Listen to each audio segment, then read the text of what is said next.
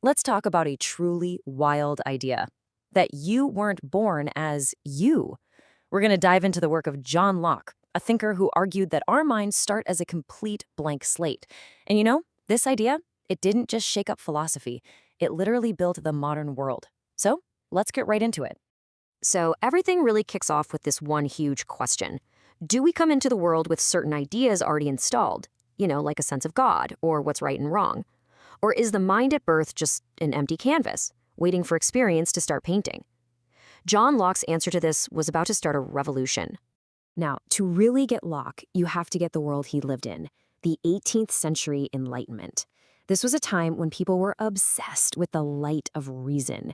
The thinking was, if we just use scientific, objective thought, we can shine a light into every dark corner of the world, and even into our own minds. But, the Enlightenment wasn't just about building new ideas. It was also about tearing old ones down. This was an age of serious criticism. Thinkers started getting really skeptical of everything: tradition, authority, even the huge, complicated philosophical systems built by giants like Descartes. They started saying, prove it. And right into this skeptical moment steps John Locke. His book, An Essay Concerning Human Understanding, which came out in 1690, is so important that a lot of people see it as the official start of the philosophical Enlightenment. Locke wanted to take that sharp scientific focus and turn it inward, on the human mind itself. So Locke kind of picks up where Descartes left off. Just think about something for a second. Anything. Your coffee cup, a problem you're trying to solve, what you're doing this weekend. Locke's big point is that what you're directly aware of isn't the actual cup or the plan itself, but the idea of it inside your mind. That's his ground zero. And right away, that leads to the massive problem he wanted to solve. If we're all kind of locked inside our own heads, only ever experiencing our own ideas, how can we be sure those ideas actually connect to anything real? How do we draw that line between what we know for sure and what's just, our opinion? Okay, so Locke's first move is a really bold one. Before he can build his own theory of knowledge, he feels like he has to completely demolish the old one. And his main target? This really popular belief that we're all born with certain ideas already programmed into us from the get-go.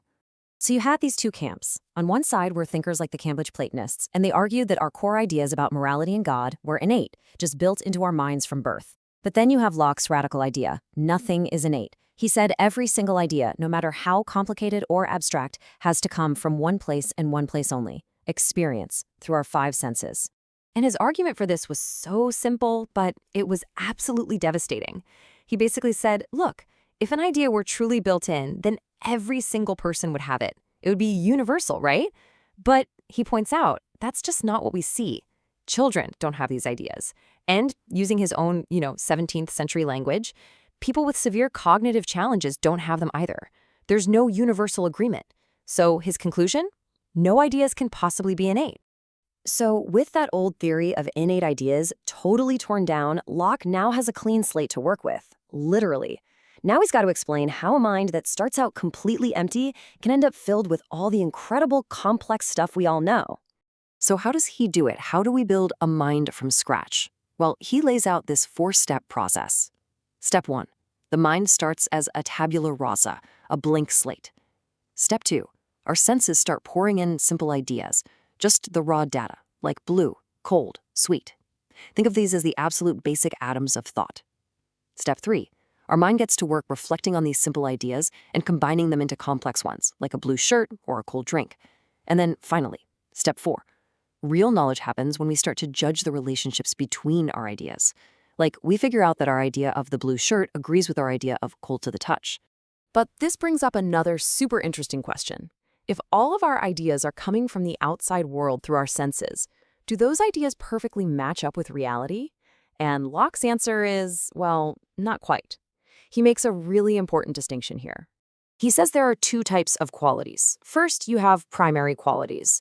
These are things that exist in the objects themselves, whether we're looking at them or not. We're talking about size, shape, weight, stuff that's objective. But then you have secondary qualities, and these are things like color, smell, and taste. And here's the twist.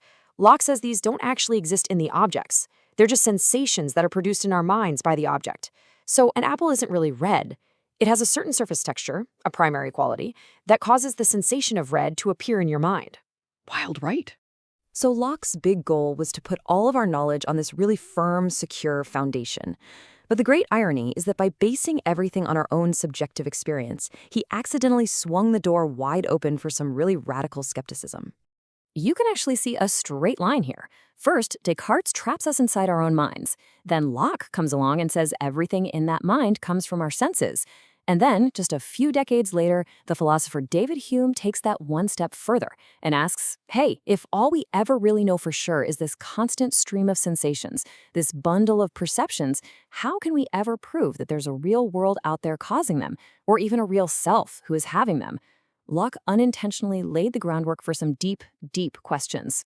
But here's the thing. Locke's influence explodes far beyond philosophy class. Because think about it. If every single mind starts as a blank slate, then nobody is born better than anyone else. No king is born with a divine right to rule, and no peasant is born to be a servant. This one idea, that we are all built from experience and reason, had absolutely revolutionary political consequences. In fact, if you live in a modern Western democracy, you are basically living in a house that John Locke helped build. The very idea that we all have a right to individual freedom, that a government can only rule if the people it's governing agree to it, those fundamental rights to life, liberty, and property, these are the absolute cornerstones of his political thought. I mean, the entire American political system is a direct result of this way of thinking, where the rule of law is just seen as the rule of reason itself. And that brings us all the way back to where we started, with a pretty unsettling question. Locke set out to map the limits of what we can know, to put it all on solid ground. But in the process, he showed us just how much of what we call reality is really just a construction of our own minds. And that leaves us with this final thought. If all you ever experience are the ideas inside your own head, how can you ever be sure they match the world on the outside?